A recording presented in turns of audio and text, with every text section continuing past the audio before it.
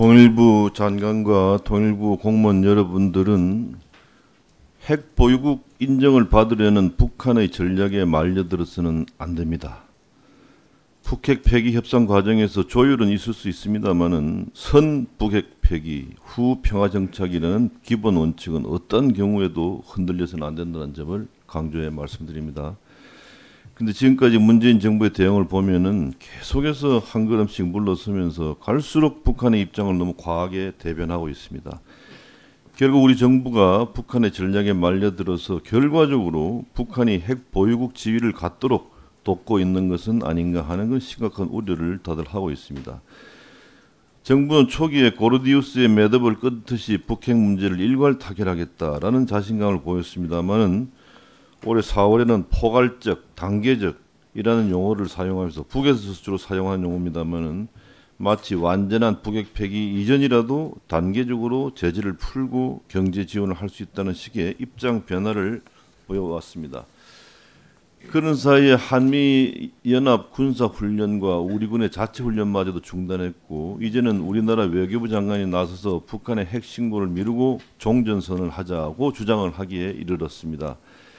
그동안 비핵화의 시작이자 기본인 핵 리스트나 핵 시간표조차 아무것도 받아내지 못했는데도 문재인 정부의 대북 정책에는 브레이크는 없고 가속 페달만 지금 밟고 있다 이렇게 보여집니다.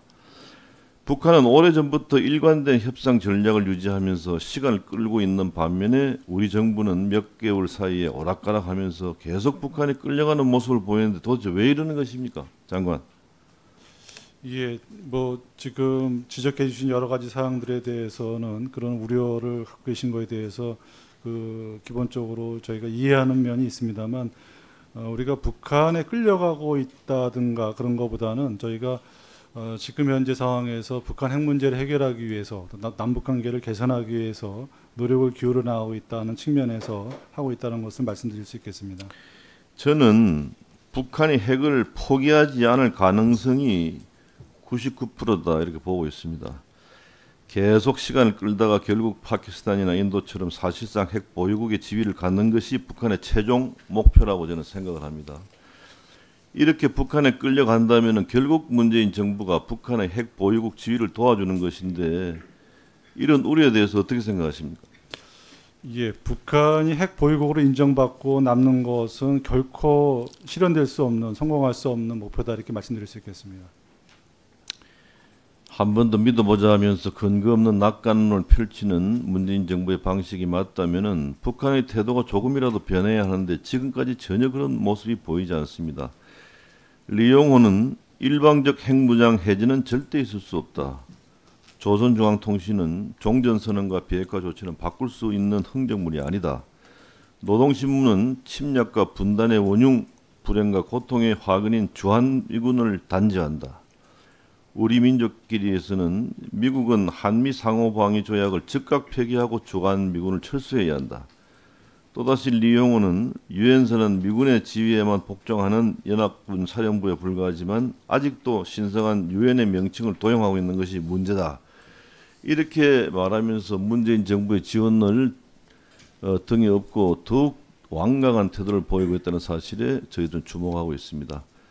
북한의 대외 전략을 가장 잘 아는 태영호 전 공사는 김정은은 중국과 한국만 잘 이용하면은 핵무기를 폐기하지 않고서도 제재에서 풀려날 수 있고 한국, 중국과의 교류 협력에도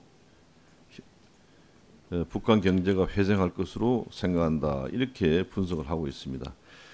또 브루킹스 연구소는 김정은 위원장이 미국과의 관계 개선과 핵무기 보유라는 두 가지 목적을 동시에 달성할 수 있다고 믿고 있다면서 김정은 위원장이 대화의 흐름을 비핵화해서 핵무장 국가 승인이라는 목표로 바꿔놓았다. 이렇게 우려를 하고 있습니다.